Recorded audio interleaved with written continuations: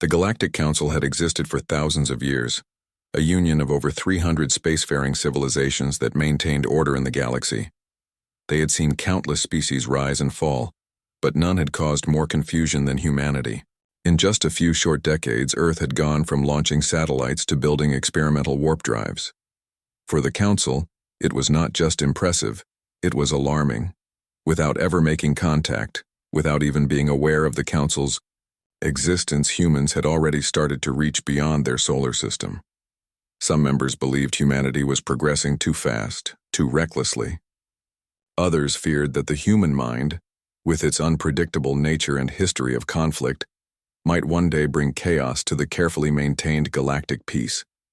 So, in a quiet but unanimous vote, the Council decided to contain Earth before it became a real problem.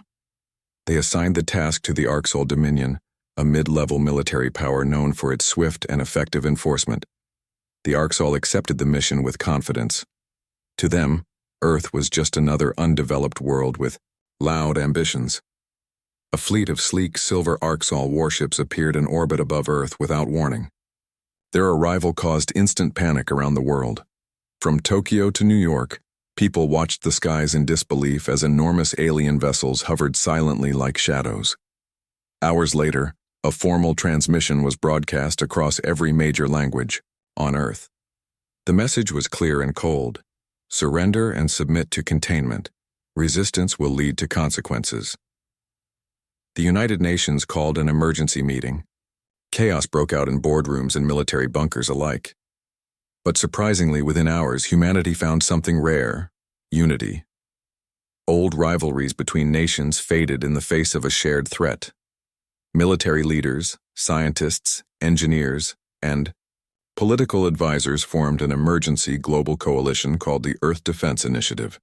For the first time in history, the world began to act as one. Earth's response to the Arxol was brief and unexpected. Come and see what happens. The Arxol, proud and dismissive, took it as arrogance. They sent a strike team to disable Earth's orbital satellites and prepare for ground control. But as soon as they entered the moon's orbit, Earth's hidden defenses came online. Lasers, mounted on converted mining stations, fired without hesitation. Prototype railguns, still considered experimental by Earth standards, hit with frightening accuracy. The Arxol's lead cruiser exploded within seconds. 2 more ships lost power and drifted helplessly into lunar orbit. The remaining ships tried to retaliate, but Earth's electronic warfare systems jammed their signals. Human pilots in heavily modified shuttles swarmed in close, using speed and creativity instead of brute force. It was not a full-scale battle, but it was enough to shake the Arxol's confidence. They had expected a weak, frightened species. What they encountered instead was a coordinated, clever, and fearless defense. Back at the Galactic Council's central station, news of the incident trickled in. At first, the Council members chuckled at the idea of humans fighting back. Some assumed the Arxol had made a tactical error. But when full reports arrived, showing real ship losses, tactical failures, and disrupted communications, those chuckles faded into silence. For the first time, the Council began to realize that Earth might not be as simple as they had believed. They had sent a message of dominance, and in return, Earth had sent a message of defiance. And while the battle over the moon was small in the eyes of galactic powers, it was the first sign that humanity was not going to surrender quietly. Something had been awakened on Earth, something the Council had not expected. Unity, purpose, and a will to fight back. And now, all eyes across the stars turned toward the small blue planet, no longer amused but wary. The mistake had been made. Earth had been targeted, and humanity was about to answer. The Galactic Council had expected fear, maybe even surrender, but not this. Within just a few weeks of first contact, humanity had done what no other young species had ever managed. They adapted fast. The wreckage of the Arxol ships left behind in lunar orbit became more than just broken metal. Earth's scientists, engineers, and defense experts worked day and night, unlocking pieces of alien technology and rebuilding them with human creativity. What they couldn't understand, they modified. What they couldn't copy, they reimagined. The Council watched in growing disbelief as Earth's retaliation began, not with large fleets or planetary destruction, but with surgical precision. Small, coordinated strikes took out unmanned Arcsol drones, monitoring stations, and forward relays. It was not chaos, it was strategy. Each move made by Earth felt calculated, deliberate, and disturbingly effective for a species that, by Council standards, had just learned how to fly beyond its moon. As the galaxy tried to understand what was happening, Earth moved forward with something no one had expected: complete unification. Across the planet, flags were lowered and new ones raised. Old enemies shook hands, former rivals now allies under a single banner: Project Aegis. Born from necessity, Aegis was more than a defense initiative. It was a global command structure built to face a galactic threat with speed and purpose. Scientists who once competed for patents now shared labs. Generals who had never spoken now coordinated fleets. Humanity had found its reason to unite, and that reason was survival. As Earth's forces organized, intelligence reports reached the Council's inner circle, revealing disturbing details. A spy embedded among neutral observers had managed to gather fragmented information about Earth's new war doctrine. What the spy uncovered left many Council members speechless. Humans weren't just using standard weapons. They had created AI-driven drones that made real-time decisions in orbit. Their space fighters were designed for hit-and-run strikes, never engaging in prolonged conflict. But most disturbing of all was their psychological tactics. Earth's forces broadcast messages in alien languages, using captured signals to confuse, mislead, and frighten Arcsol patrols. Some ships even received fake orders, causing friendly fire among Council fleets. The Council wasn't dealing with a primitive species. They were dealing with a strategic, fast-learning, and highly motivated force. Meanwhile, in a quiet underground facility buried beneath ice in Antarctica, a group of human cyber specialists made a breakthrough. Using fragments of Arcsol communications, they had breached a minor galactic databank that had been thought uncrackable. The information inside was limited, but enough to start decoding patterns, ship movements, and Council encryption methods. This gave Earth not only tactical knowledge, but insight into the Council's mindset. Hidden from the stars, Earth prepared its next move in silence. From the shadows of the asteroid belt came Earth's first stealth fleet, small black angular ships built in repurposed mining colonies. Shielded by advanced electronic countermeasures and powered by modified alien drives, they were nearly invisible to conventional scanners. Their mission was not attack, but observation and infiltration. While the Council debated, these ships quietly moved through deep space, gathering data, mapping routes, and preparing for scenarios no one had thought a human fleet capable of executing. The Council's once confident mood turned into quiet concern. Meetings that were once filled with laughter at Earth's stubbornness now echoed with uneasy silence. Reports kept coming: disrupted trade routes, failed surveillance missions, missing scout ships. For a species that had been unknown just months, Uggo humans were now shaping the direction of entire galactic discussions. What unsettled the Council most wasn't just Earth's strength, it was their speed. Species that had spent centuries mastering spaceflight were now being outmaneuvered by newcomers. And still, Earth hadn't even revealed its full power. The Council realized they had made a dangerous mistake. They had judged humanity by their size, not their spirit. Earth wasn't just defending itself anymore, it was learning, it was evolving. And in the shadows of the past, born from centuries of war, hardship, and relentless survival, humanity had found something terrifyingly effective: purpose.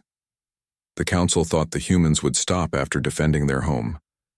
But they were wrong. In the weeks that followed Earth's first victory, human forces moved fast and without warning.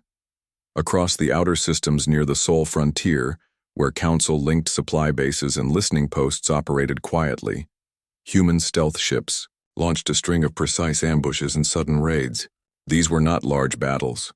They were quick, sharp strikes that left no room for retaliation. Fuel depots exploded in silence. Communications towers went dark. Scout ships disappeared without trace. And still, Earth sent no declaration of war. Instead, they sent a message to the Council, clear and unwavering. Leave Earth alone or face escalation. The tone was not one of anger, but cold determination.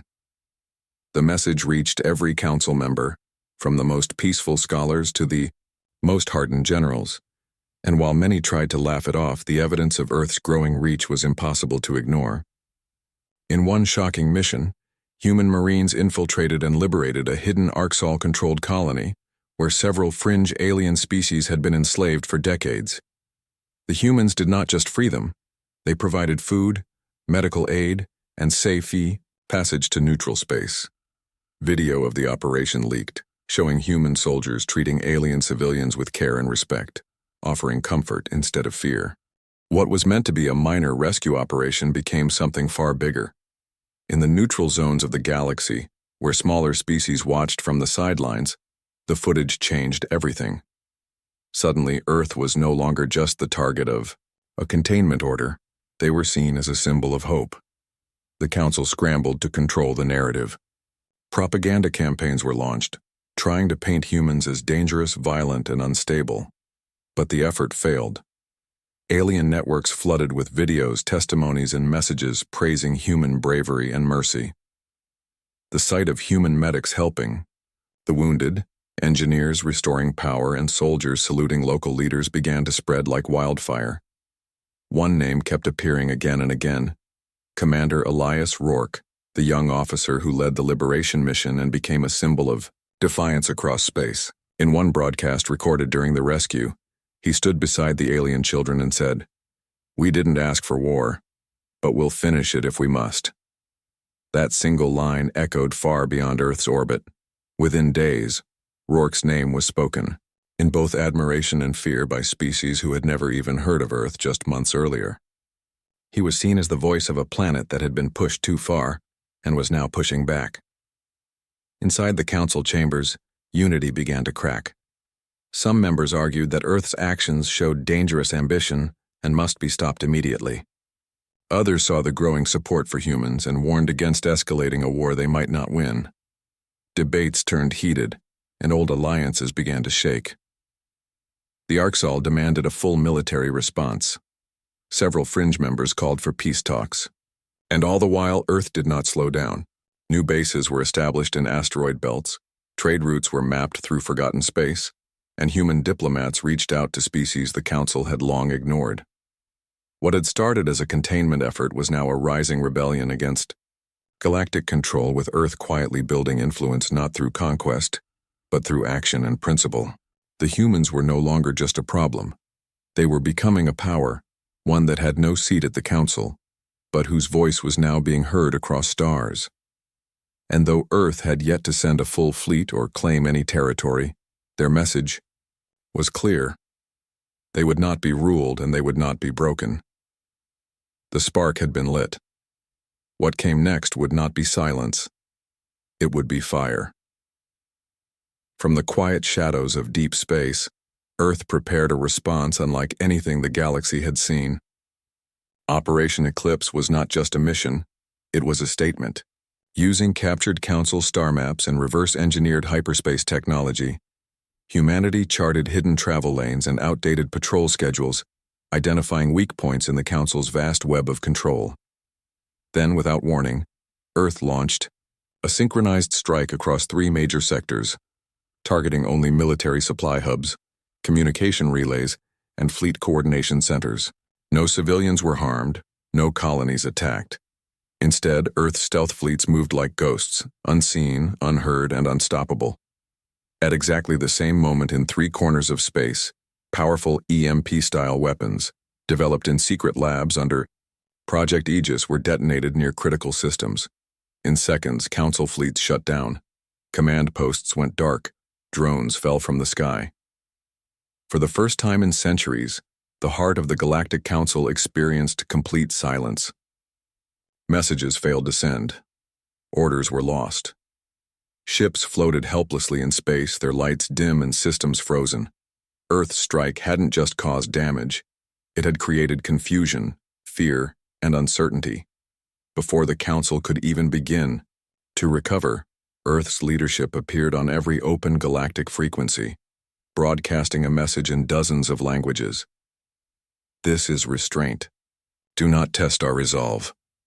The faces of Earth's leaders, calm, firm, and united, sent a wave of unease across the galaxy. It wasn't rage in their voices. It was confidence, control, purpose. They had struck with accuracy, not anger. They had proven they could hurt the Council, and yet chose not to destroy. Across the stars, smaller species that had once feared the Council's power now looked to Earth with new hope. Messages began arriving at human outposts, offers of alliances, information, even volunteers. These were civilizations who had lived in silence under the Council's rule, afraid to resist. Now, they saw an alternative. They saw a force that fought with principle, not power. In secret meetings aboard hidden stations, new treaties were signed. Trade agreements were discussed. Earth was no longer isolated. It was becoming a hub. But the true shock came when a group of Council scientists defected and fled to Earth's territory, bringing with them encrypted documents that revealed a terrifying truth. Deep within the Council's restricted records, a secret vote had been scheduled, one that would decide whether or not to activate the Planetary Annihilation Protocol, a last resort weapon designed to erase entire planets deemed too dangerous. Earth had been added to the list. The news sent a ripple of urgency through Earth's leadership. Their restraint had been calculated, their strikes measured, but now they knew the Council was considering something far worse than war. It was considering extermination. Still, Earth did not panic. Instead, they accelerated their preparations, increasing fleet production, deepening alliances, and expanding their intelligence network.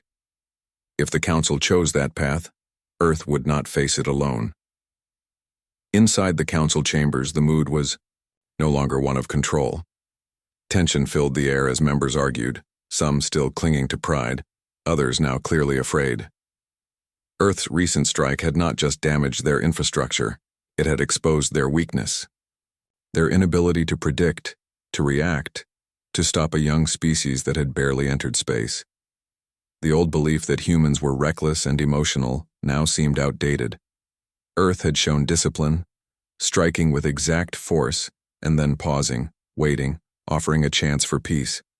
That was what stunned the Council most. Not the power of Earth's weapons, but the strength of their will. The fact that they had pulled back when they could have pushed forward. And now, with alliances forming and public support rising across neutral sectors, the Council faced a difficult truth. Humanity was no longer a minor issue to be handled. They were a rising power, strategic, calm, and patient. And if they were capable of such coordination on their first campaign, what would happen if they were pushed any further? Earth had struck back, and the galaxy was starting to realize the EI war they thought they controlled might have already slipped from their grasp. Inside the towering crystal chamber of the Galactic Council, silence held the room like a storm waiting to break. For the first time in generations, every member species had gathered in full attendance, not to discuss trade or exploration, but to decide the fate of a single planet, Earth. The past few months had turned what many once called a primitive world into the most talked-about force in the galaxy. Reports filled the air. Earth's precision strikes, its unexpected alliances, its refusal to harm civilians, and its unmatched speed in adapting to alien warfare. The Orcs' Dominion, humiliated and furious, demanded action. Their ambassador, cloaked in dark armor, spoke with barely restrained fury. They are dangerous, too fast, too bold. Today they disable fleets, tomorrow they may rule them. We must destroy Earth now before it is too late. Whispers echoed around the chamber, but the mood had shifted. Many representatives stared not in agreement but in quiet reflection. Earth had not started this conflict. It had answered it. And it had done so with strength, but not cruelty.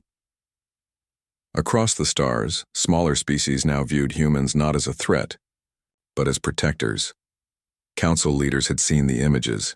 Human soldiers sharing rations with alien refugees, engineers helping repair infrastructure they never broke, and a consistent refusal to strike civilian zones. Even their most powerful move, Operation Eclipse, had left no lives lost, only systems offline. That kind of discipline was not the mark of monsters. It was the mark of leaders. As the debate continued, a voice rose from a species long considered neutral in all council matters, the Alari, a quiet, ancient race of starfarers who rarely spoke unless it truly mattered. Their elder ambassador stepped forward, his eyes glowing softly under the chamber's light. "Years ago," he said slowly, "one of our vessels drifted into deep space, damaged and forgotten. A signal came from a blue world we had never visited. It offered help, coordinates, instructions. We thought it was an automated message, and until now, that world was Earth." The room fell still. For decades, the Alari had never sided with anyone. But today, they cast their vote for peace. It was enough. One by one, other members followed, some reluctantly, some with quiet respect. And as the final vote was cast, the result came through the chamber in a wave of soft light. Earth would not be destroyed. Instead, they would be offered something no new species had received in centuries: a seat at the council's table. A transmission was sent to Earth. Hours later, a sleek black starship descended into council space. Unlike the council's tall, elegant designs, this ship was sharp, practical, and silent. Its name shone in silver across its hull: the Dauntless. From its docking bay stepped Earth's chosen representative, calm, composed, and dressed not as a warrior, but a diplomat. The council chamber dimmed as he approached the central platform. Without notes or a speech pad, he looked out at the Yao. Hundreds of species gathered before him and spoke in a voice that carried without effort. "We came in peace, you came in arrogance. We responded with strength, but never cruelty. Remember that." His words hung in the air like a quiet storm, measured, undeniable, and full of purpose. There was no boasting, no threats, just the truth. Terms were discussed behind closed doors. Earth would take its seat, but not as a follower. They demanded reforms to how smaller worlds were treated, protections for neutral species, and the dismantling of the secret annihilation protocol. And the council, still shaken by Earth's calm but firm rise, agreed. As the final ceremony ended, the Dauntless prepared to leave. But this time, it was not heading to battle. It was going into hyperspace with a new mission: diplomacy backed by strength. Humanity had stepped into the stars not to rule, but to be heard. And now, the galaxy would never ignore Earth again. The war was over. But the story of Earth was just beginning.